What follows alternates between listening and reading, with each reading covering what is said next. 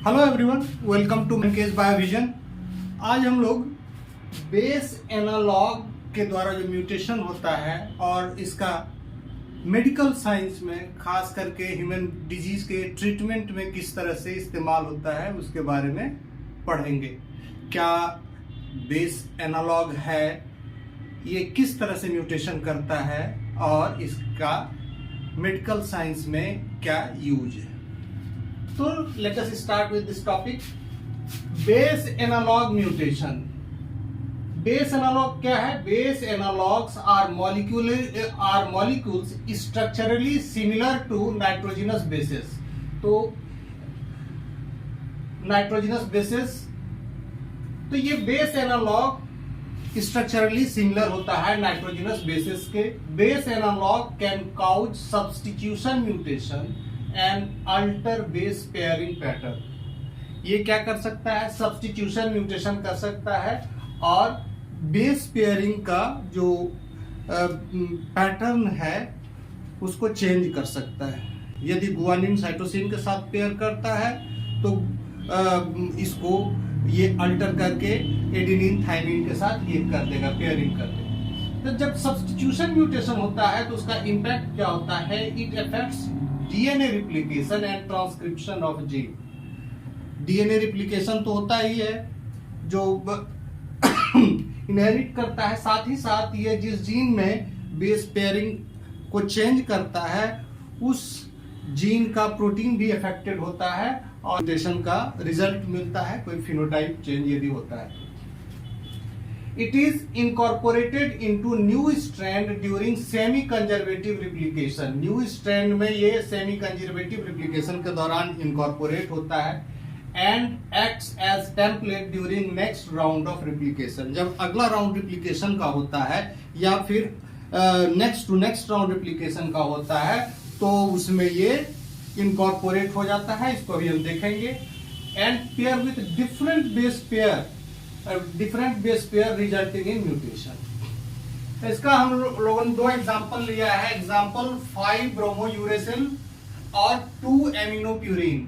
5 ब्रोमोयूरेसिल ये एनालॉग है थाइमीन का। तो यहाँ हम देखते हैं कि एडेनिन थाइमीन के साथ पेयर कर रहा है। नेक्स्ट राउंड रिप्लिकेशन में यहाँ ब्रोमोयूरेसिल इनकॉर्पोरेट हो गया है और यहाँ एडेनिन थाइमिन ये नॉर्मल है, लेकिन ये ब्रोमो यूरेसिल जो है आगे चलकर ये गुआनिन के साथ पेयर कर रहा है। ये गुआनिन के साथ पेयर कर रहा है और फिर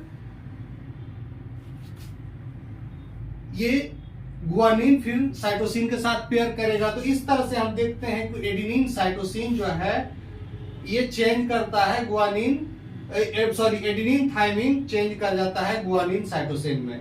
एडेनिन थाइमिन गुआनिन साइटोसिन में चेंज कर जाता है तो क्या होता है? Thymine is replaced by cytosine. दोनों के दोनों पायरिमिडीन है। ये सब्स्टिट्यूशन म्यूटेशन में ट्रांजिशन म्यूटेशन का एग्जांपल है इस तरह से। और ये जो चेंज है ये बाय डायरेक्शनल है। ये जीसी भी आगे जीसी क्या कर सकता है? ये भी ये क्या करेगा कि ये ब्रोमोयूरेसिल फिर साइटोसिन को रिप्लेस करके गुआनिन के साथ पेयर करेगा और फिर ये अल्टीमेटली एटी में कन्वर्ट कर जाएगा। तो इस तरह से ये दोनों आपस में इंटरचेंज करता है। दूसरा एग्जांपल है 2 एमिनोप्यूरिन। 2 एमिनोप्यूरिन इज एनालॉग ऑफ एडेनिन। ये एडेनिन का एनालॉग है। यहाँ हम देखते हैं कि ये एमिनोप्यूरिन थाइमिन के साथ यहाँ नॉर्मल जो पेयरिंग है वही कर रहा है और यहाँ हम देख रहे हैं क्या कि ये एमिनोप्यूरिन साइटोसिन के साथ पेयर कर रहा है और फाइनली ये जीसी में ये साइटोसिन गुआनिन के साथ पेयर करेगा तो ये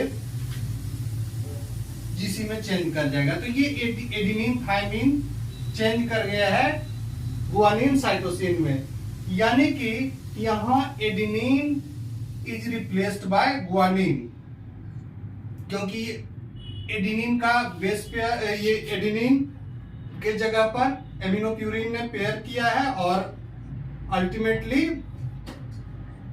एडेनिन को गुआनिन से रिप्लेस कर दिया। तो ये भी एक सब्स्टिट्यूशन म्यूटेशन का एग्जाम्पल है। अब हम कुछ बेस एनालॉग का यूज देखेंगे जो मेडिकल साइंस में किस तरह से इस्तेमाल होता है for the treatment of human disease. Application in the treatment of human diseases. तो इसमें देखते हैं 5-ब्रोमोयूरेसिल और 5-फ्लोरोयूरेसिल, ये दोनों थायमीन एनालॉग हैं। It can check purine biosynthesis and use to treat neoplasm और कैंसर। ये कैंसर के ट्रीटमेंट में दोनों इस्तेमाल होता है। दीज आर थायमीन डेरिवेटिव्स, ये थायमीन एनालॉग्स। दूसरा है 2-एमिनोप्यूरिन, इसकी चर्चा हम लोग पहले भी कर चुके हैं। 2-एमिनोप्यूरिन ये एडेनिन एनालॉग है और इट कैन कॉज ट्रांजिशन और frame shift mutation in Escherichia coli. Third है 6-मरकैप्टोप्यूरिन, ये क्या करता है? It can inhibit purine biosynthesis and used in treatment of leukaemia, blood cancer को ट्रीट करने में इसका इस्तेमाल होता है। एसाइक्लोवीर, इसका इस्तेमाल होता है एंटीवायरल ड्रग के रूप में। It is effective treatment against herpes simplex virus HPV, ये हर्पीज सिंप्लेक्स वायरस के लिए इसका इस्तेमाल होता है। फिफ्थ है सोफोसब्यूवीर, ये सोफोसब्यूवीर का इस्तेमाल होता है treatment of hepatitis C। It can inhibit RNA synthesis. Remdesivir और मॉलनुपिराविर का इस्तेमाल कोविड-19 वायरस के ट्रीटमेंट के लिए इस्तेमाल होता है।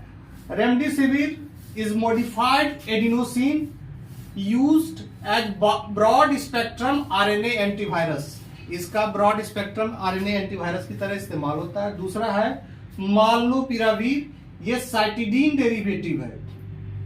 It can check RNA chain elongation को चेक कर सकता है। ये दोनों के दोनों एंटीवायरल ड्रग हैं और इसका इस्तेमाल, ये दोनों ड्रग काफी पॉपुलर हुआ था ड्यूरिंग कोविड-19 और इसका काफी यूज हुआ था as antiviral drug. Okay, thank you.